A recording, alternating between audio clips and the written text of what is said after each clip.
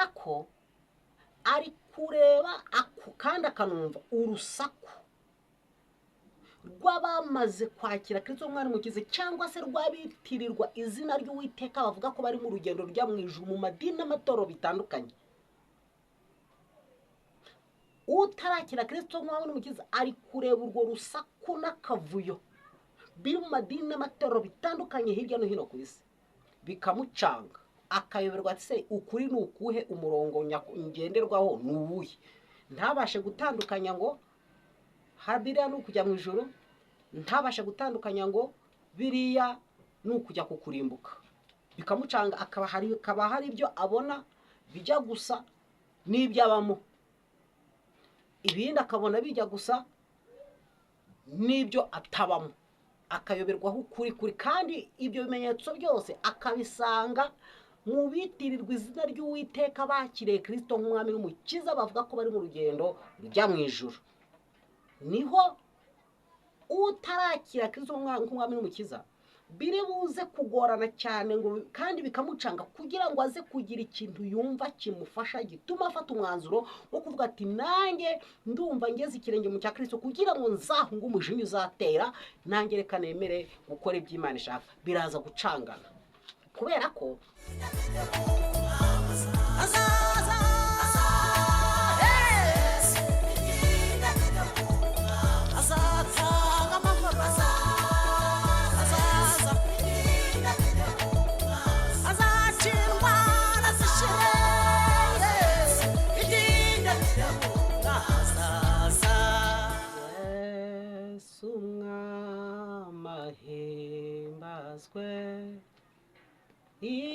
izina rye ryogezwe, yanyogesheje amaraso ye, Yesu ahimbazwe,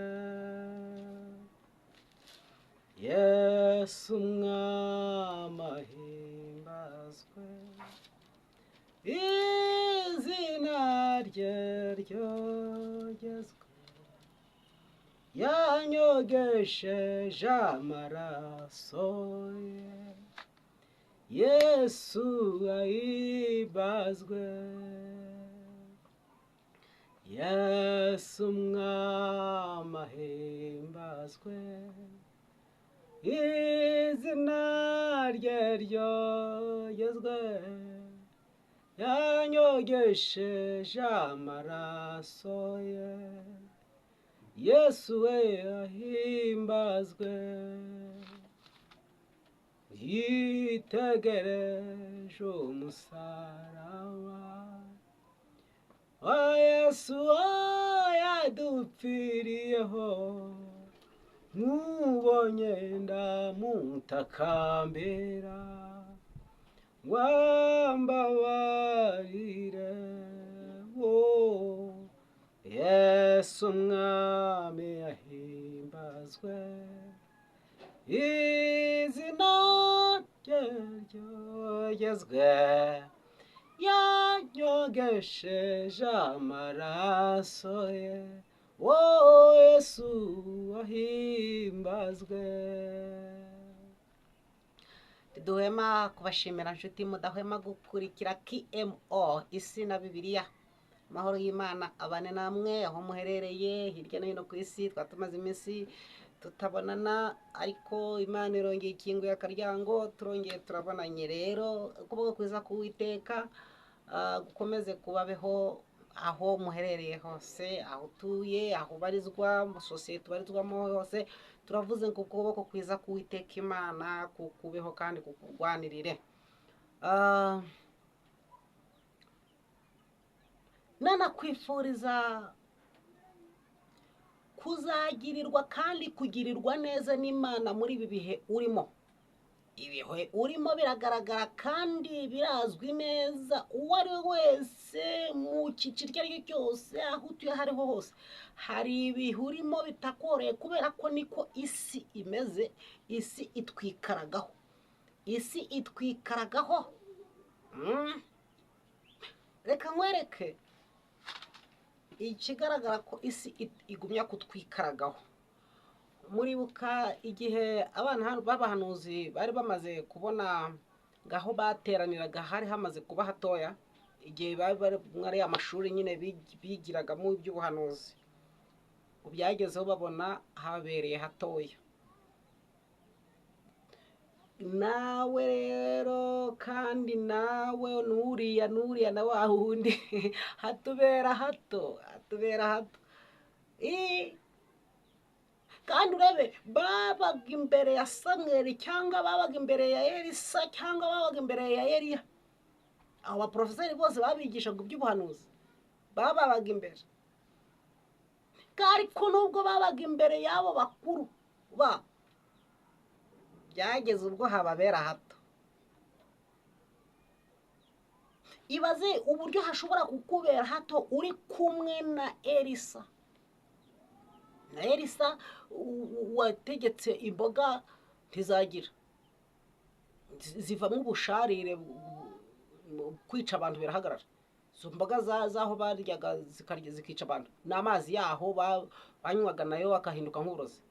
Elisa akabihumanura bikagira. Ibaze uwo wakoze ibitangaza bimeze gutyo. Ibaze kuba harabanye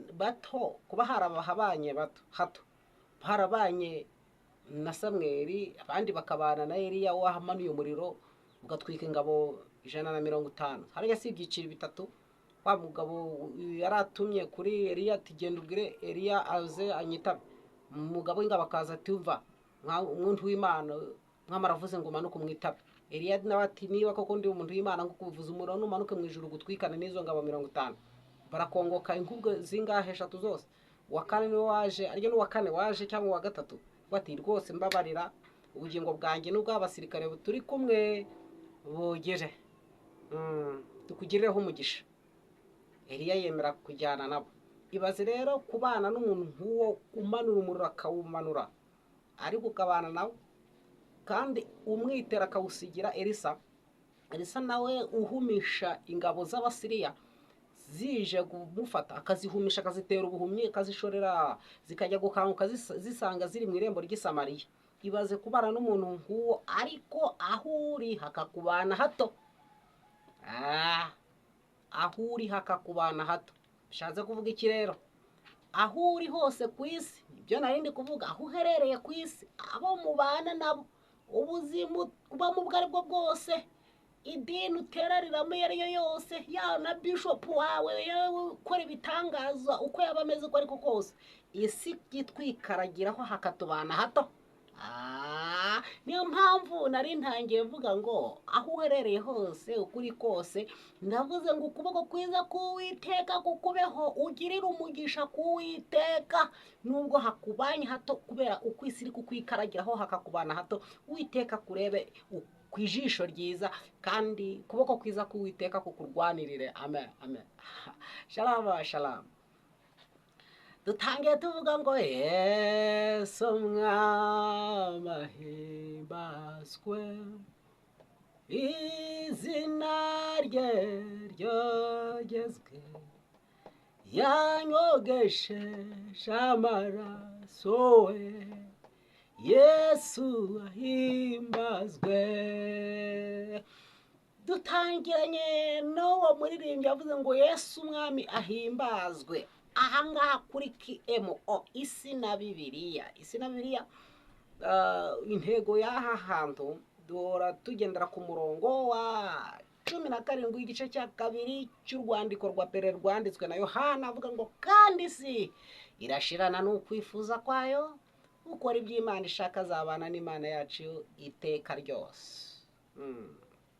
Isi iri gushirana n'ukwifuza kwayo, ukora iby'Imana ishaka azabana n'Imana y'iteka ryose. Tugenda tubona ibice bitandukanye bigaragaza uburyo isi iri kwerekeza ku gushirana no kwifuza kwayo.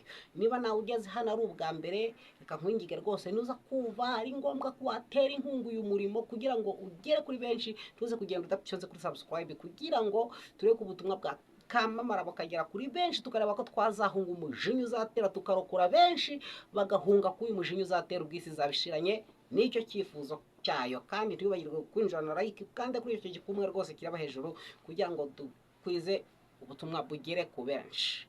isi irashirana n'ukwifuza kwayo, ariko abakora iby'Imana ishaka bazabana n'Imana yacu iteka ryose. Ikindi kimenyetso rero nguzaniye kigaragaza ko isi iri gushirana n'ukwifuza kwayo ni ikimenyetso mu madini hirya no hino ku isi, kuko bimwe mu bimenyetso bigaragaza ko hazabaho urusobe cyangwa se uruvangitirane cyangwa akavuyo mu madini. Akavuyo mu madini, urwo ruvangitirane narwo rukaba rugomba gusohora, rugaragaza ko isi iri gushirana n'ukwifuza kwayo. Nacyo ni kimwe mu bimenyetso kigomba gusohora kandi kimenyesha mwene muntu ko isi iri gushirana na cya cyifuzo cyayo. Urusobe mu madini, amayoberane, catastrophe, ni catastrophe buriya, na catastrophe mu isi, karengane gakomeye cyane ku isi, ariko kakamanuka kakinjira no mu itorero. Noneho iyo catastrophe ibanzirizwa n'urujijo, cyangwa se kureba ibintu ntumenye ari ibiki. Ukavuga ati none se ivugabutumwa ni uko bigenda, ko tubona byarahinduye isura, byarihindurije, bariya baravuga ibi n'abariya baravuga ibi n'abariya bakavuga ibi n'abariya baravuga ibi. None se abari mu kuri ni abahe? Bamwe baravuga bati byakagombye kugenda gutya, abandi bavuga ati si uko bigenda ahubwo ni gutya. Ubwo abari mu kuri ni abahe? Urusobe, uruvangitirane, induru mu madini yose ari ku isi. Ahangaha nabwira umukristo aho uherereye hose, nta mahoro yuzuye wabona mu idini iyo ari yo yose. Bisaba kwihangana, ugahanga amaso imbere, ugafokasinga icyo Kristo yaguhamagariye. Kuko guhora wirukanga uvuga ati hano birimo induru, kanimuke kanigire hariya, hano birimo induru, kanimuke kanigire hariya, hano birimo induru naho ntabwo bimeze neza, kanigire hariya, nta mahoro yuzuye uzabona. Biragusaba kuguma hamwe, ariko urajarajara mu biki. Niba uri muri ADPR, guma muri ADPR. Urajarajara urajya muri Methodiste kureba iki, ko naho uraza kuhasanga imigeri n'indambara.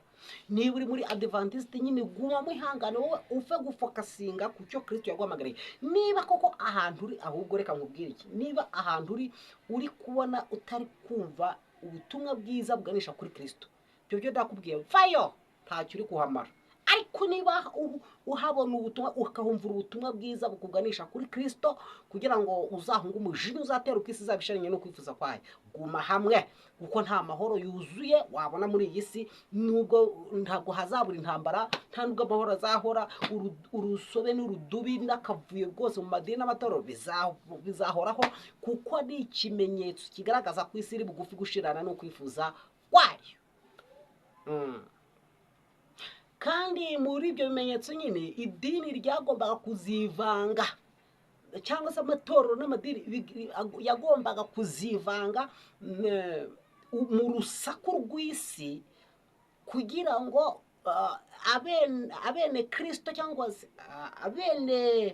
abene vugabutumwa bacanganyukirwe, bibaze eske ivugabutumwa ryo kujyana abantu kuri Kristo ko rihindutse urusaku rwinshi rwivanze n'isi, aho ngaho gakiza karacyahari, cyangwa kwerekeza ku bugingo buhari biracyariho? Birahari, ntaho byagiye. Nuko ari ibihe biri gusohora by'akavuyo n'ukaduvayi, biri kwivanga mu matorero n'amadini, kugira ngo urusaku ruzamuke rube rwinshi, amaze habeho gucanganyukirwa k'umukristo ntamenye gutandukanya inzira ijya mu ijuru n'iri kujya kurimbuka. Abone byose nyine byabaye urusaku, nta kivanguye kirimo. Ibimenyetso mu matorero n'amadini bigaragaza ko isi iri bugufi gushirana n'ukwifuza kwayo, ariko abakora iby'Imana ishaka bo bazabana n'Imana yacu iteka ryose. Uru ruvangitirane rw'urusaku uruvangitirane rw'urusaku rw'amadini n'amatorero hirya no hino ku isi biri mu madororo kubera ko idini rigomba kwivanga n'isi n'urusaku rw'isi byose bigacanganyikisha umukristo ntame akimenya inzira y'urugendo rujya mu ijuru uko igomba kumera. Uru rusaku rero rukubiye ku gitabo mwanditsi w'igitabo cyitwa Ezira, igice ni cya 3 kugira tubyumve neza, wumve aho ubuhanuzi bwaje bugakomeza bukagera muri ibi bihe buri kugenda busemboriza ibihe by'iminsi y'imperuka. Igice ni cya 3 cya Ezira, umurongo nuwa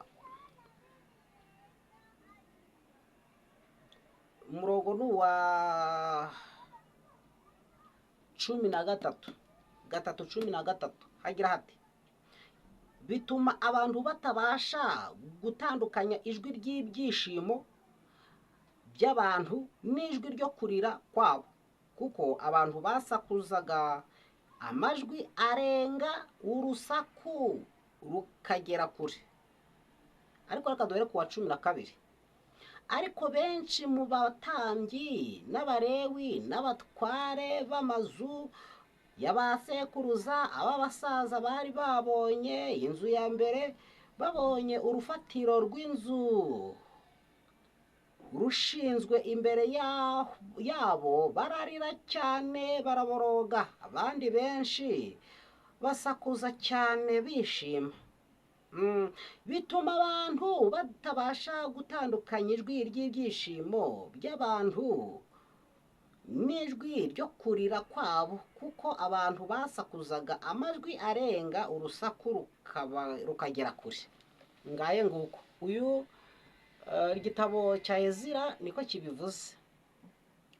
Hariho igihe rwose ngo abantu ngo abatambyi bakuru n'abasaza ngo bose ngo bari bazi ngaho urufatiro rw'inzu ya mbere rwari ruri, ngo babonye ngaho urufatiro rw'inzu ya kabiri barushyize, ngo abasaza n'abatambyi bakuru bo mu kiryango cy'abasekuruza b'abatambyi ngo bararira rwose baraboroga kubera ko urufatiro batarushyize aho urwa mbere rwari ruri.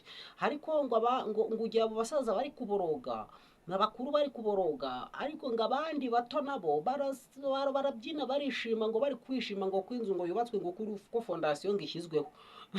Mbega ngo bituma abantu batabasha gutandukanya ijwi ry'abari kurira n'ijwi ry'abari kugira ute n'iry'abari kwishima. Byose byabaye uruvangitirane ngo kuko abantu basakuzaga amajwi ngo akagenda akagera kure, induru zikavuga gusa ntumenye ari ibiki. Uruvangitirane akavuye bigacanganyikisha abantu nyine isi. Ibi rero nibyo biri gusohora muri iyi minsi y'imperuka, muri ibihe by'iminsi y'imperuka. Utarakira Kristo mwami mukiza muri ibihe by'iminsi y'imperuka biraza kugorana cyane kuza kumwakira.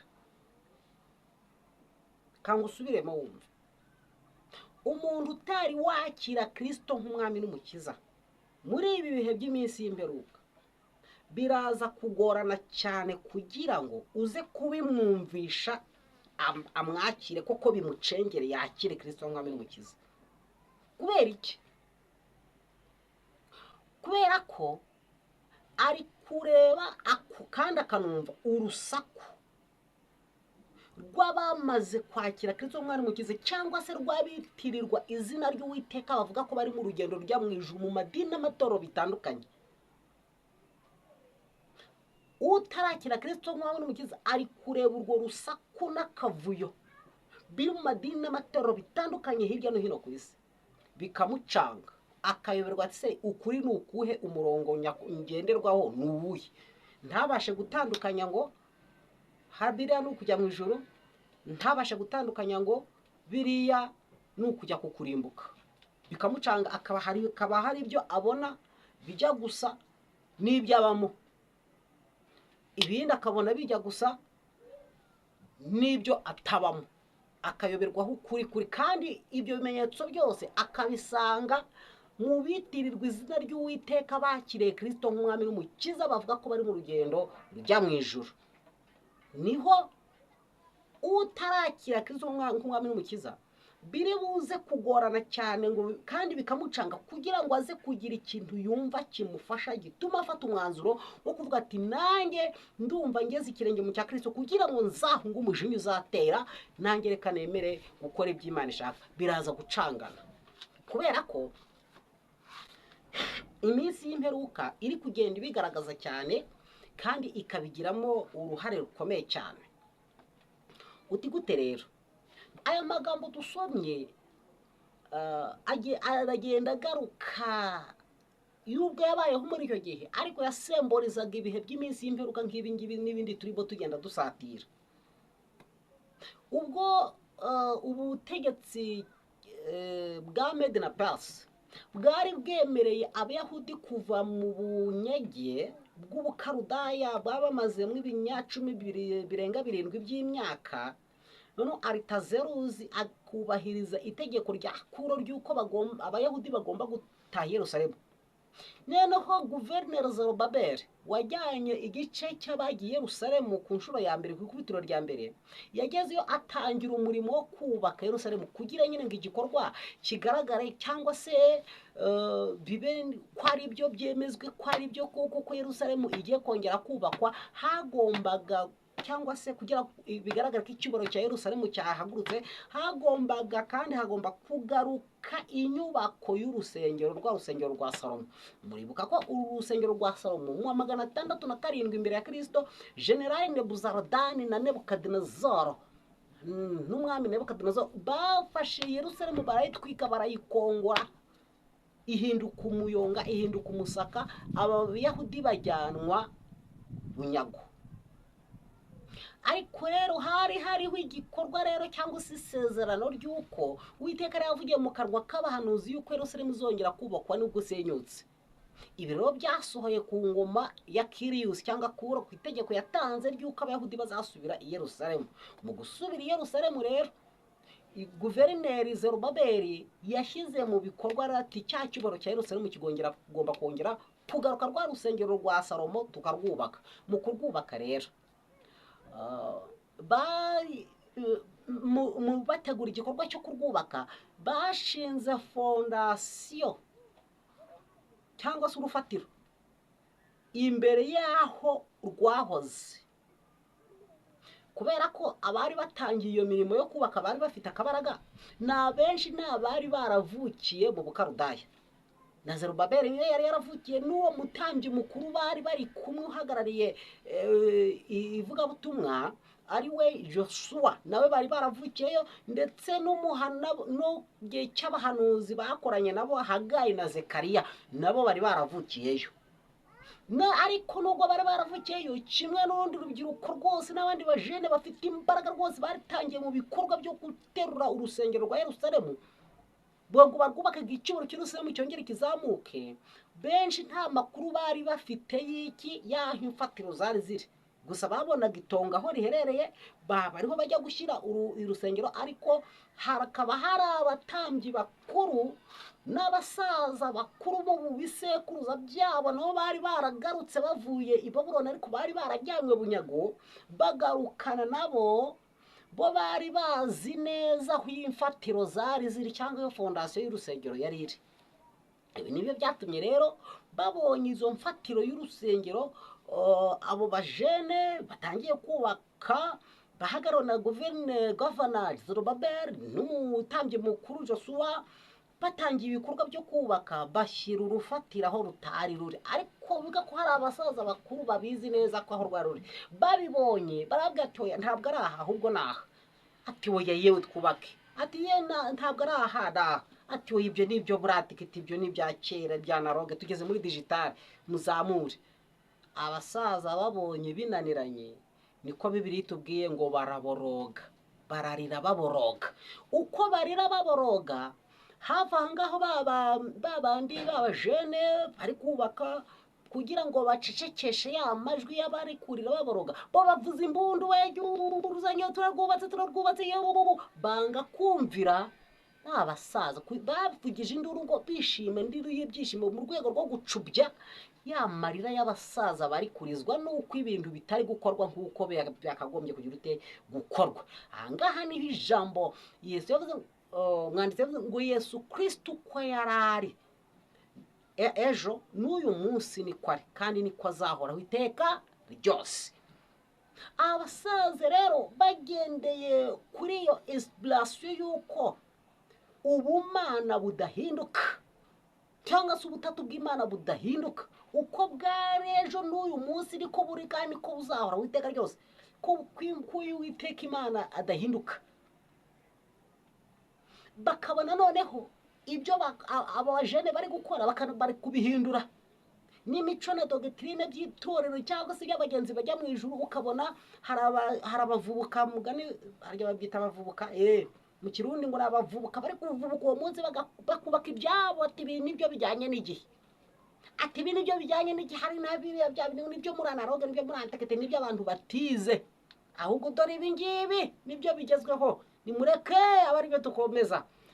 Aho kugira ngo bumve inama z'abakuru ati yemwe dore ntabwo umurimo w'itorero ari uko kugira ngo abantu bazabane n'Imana yacu iteka ryose, kugira ngo abantu bazabane na Kristo nuko tugomba kwitwara gutya ibintu, dore fondasiyo ngiyi nimuzamurira hano kuri fondasiyo abandi terekerekere, ibyo nibyo birashaje, ibyo birashaje, nibyo abantu batize batakandagiye mu ijuru, rekaragara by'abantu binasomere, tugomba kuzamukira ku bindi bishyashya, bubaka ibishyashya, bamaze kubyubaka bishyashya bavuza induru, bakajya bavuza induru kugira ngo bacubye amajwi y'impuguro, bavuza induru yo kugira ngo bumvikanishe ko ibyo barimo ari byo byo.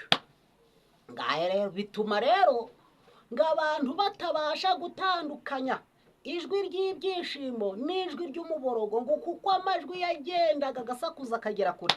Nguko rero niyo mpamvu nari ngwego umuntu utarakira Kristo mwami n'umukiza muri iki gihe cya none, muri iyi minsi y'imperuka iri kugenda isohora gutya, biraza kugorana cyane kuza kumenya gutandukanya inzira cyangwa se fondasiyo yo kugira ngo yumve acengezwe amatwara y'ubutware bwa Kristo kugira ngo aburusheho gukora ibyo Imana ishaka azahunga umujuru izatera. Biraza kugorana kugira ngo bimucengere kugira ngo afate umwanzuro w'inzira agomba kunyuramo, kubera ko ari amajwi y'abavuga bati umwuka wera nuko akora, tugomba kuyoborwa n'umwuka wera kuko abayoborwa n'umwuka wera nibo bana b'Imana. Izo mpuguro uhereye kera kose twabonaga mwuka wera yabanye natwe, akorana natwe, agendana natwe, ntitwigeze tubona mwuka wera dukoze isoni nikorera, nta mpamvu yo kumutakaza, tugomba kubana nawe. Abandi bakaza babavubuka cyangwa se babajene bagataka ibyo ni bya mwuka wera n'iby'abantu batakandagiye mu ishuri batasoma. Tugomba gufata urundi rufatiro, ndi fondasiyo niyi fondasiyo ni kandi abo ngo bazanye indi fondasiyo runaka bagasakuza cyane, akaba ariho bagira amajwi menshi cyane ayo gucecekesha aba bantu barabona imigwira baraguye baragagaye bagenda. Biraza rero gucanganyukisha umuntu utarakira Kristo mwami n'umukiza muri ibihe by'imperuka, ariko ndi kubabwira pe, kandi biranababaje pe, birababaje. Niba Kristo yaravuze ni mugende amahanga yose wigisha ahantu mubahugurire kandi mubwira kwitondera ibyo nababwiye, dore ndi kumwe namwe kuzageza ku mperuka y'isi, ariko byo kwitondera amategeko y'Imana bikaba bitakiriho, bikaba bitakifite agaciro, bikaba ntacyo bikimaze, ari byo muri anaroge. Undi kaza ari kumubwira ati rwose mwino twibyinire rwose tubyine tukabyina kuva mu gitondo kugera ikigoroba tubyina izo mbyino, biraza kumucanga we. Umuntu utarakira Kristo mwami n'umukiza nugumya gutinda kwakira Kristo, nugumya gutinda kwakira Kristo mwana umukiza, nugumya gutinda gufata icyemezo ngo wakire Kristo, uko iminsi iri kugenda yicuma ni ku rusaku rw'abavuza induru bishimira fondasiyo nshyashya ije, nawe urusaku cyangwa se umuborogo wabarizwa n'uko fondasiyo y'uburyo bw'umwuka wera aho urusengero rwa mbere rwahoze iri gusibanganywa, bari kwisiba bakayitesha agaciro, bati ibyo ngibyo bya kera. Uwo muborogo w'abasaza bakuru cyangwa se n'urwo rusaku rw'abajene bari gusakuza ati fondasiyo nshyashya niyo ya nyayo, biraza kugucanga nturi buze kuza kumenya ukuri k'ukuri cyangwa inzira y'ukuri ikugeza ku nzira y'ukuri n'ubugingo ariwe Kristo. Ku rusaku rugiye gukomeza kuba rwinshi cyane, rwinshi cyane. Uko iminsi iragenda yicuma ni ku rusaku rurushaho kugenda ruba rwinshi cyane, ku buryo utari buze kubasha gutandukanya ijwi ry'ibyishimo n'iry'umuborogo ngo umenye inzira ya nyayo ikugeza ku gakiza. Reka niyo mpamvu nari nkubwiye uyu munsi, uko iminsi iri kugenda ishira niko ibyo bihe biri kugenda birushaho kugenda bitwegera, kuko ibihe mu gihe biri kuza bigenda bisohora bigaragaza ko isi iri gushirana n'ukwifuza kwayo. Ibi bihe nabyo biri gusohorera mu madini amatorero hirya no hino ku isi, uruvangitirane n'akavuyo bikaba byacanze abantu benshi, bakaba batari kumenya gutandukanya umukristo n'utari umukristo, uri mukuri n'utari mukuri. Uri kubibona none, ejo uko iminsi izaba yongereye niko hazaba hiyongereyemo akandi kavuyo. Ugomba kubyitegura kuko byagenda kose niko bizamera. Akavuyo kagomba kuba kenshi cyane kazajya kagenda kaba kenshi, uruvangitirane rw'amadini akivanga n'urusaku rw'isi, bigiye kwivanga ku rwego rwo hejuru, ku buryo niba utarakira Kristo nk'umwami n'umukiza none bizagucanga gufata icyemezo cyo kwakira Kristo. Inama narinje kukubwira ati yewe ukiri hirya iyo gerageza uhure na Mesiya. Yego ara umurimbyi yabirimbye neza, Ambassadors yabirimbye neza, mundeke ndirimbe nahuye na Mesiya, kuko guhura n'uwo Mesiya si bisanzwe, twahuye nawe ala unamushya.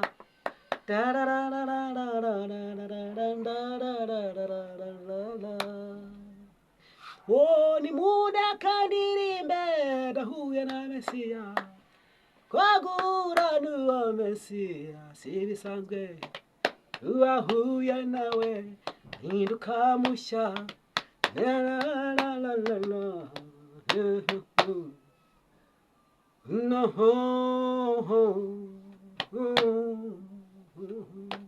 Haleluya.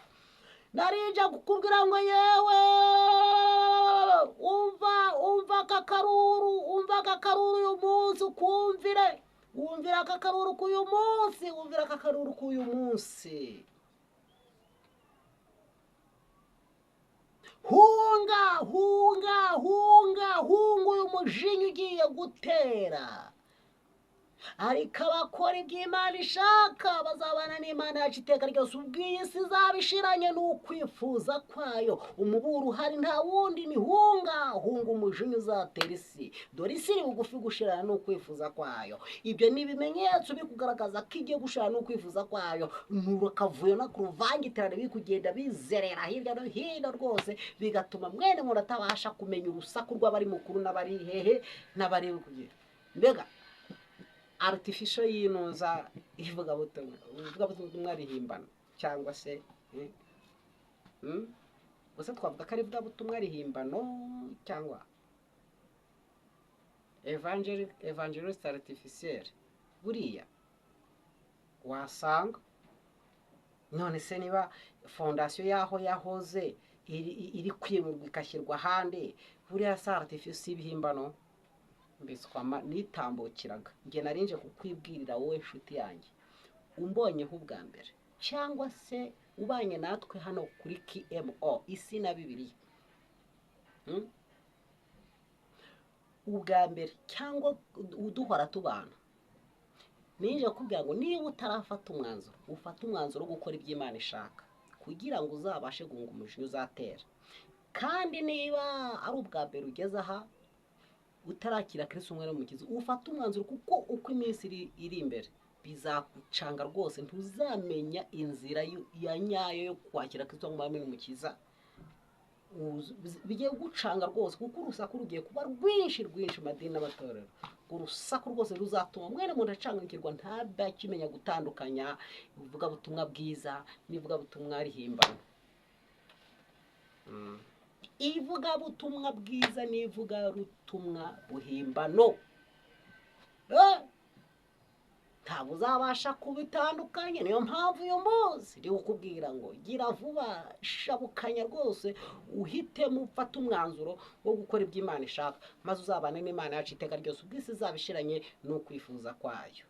Reka nkubwire ngo ejo tuzagaruka neza cyangwa ejo bundi tureba ibindi bimenyetso biri kugenda bigaragaza ko isi igiye gushirana no kwifuza kwayo, ariko abakora ibyo Imana ishaka bakazabana n'Imana yacu iteka ryose. Ntugende udapyonze kuri subscribe, ntugende kuri subscribe kugira ngo utere inkunga uyu murimo ugere kuri benshi, turebe ko twazarokora benshi bakazahunga umujinya uzatera ubwisi izabishiranye no kwifuza kwayo. Shalom, turabakunda.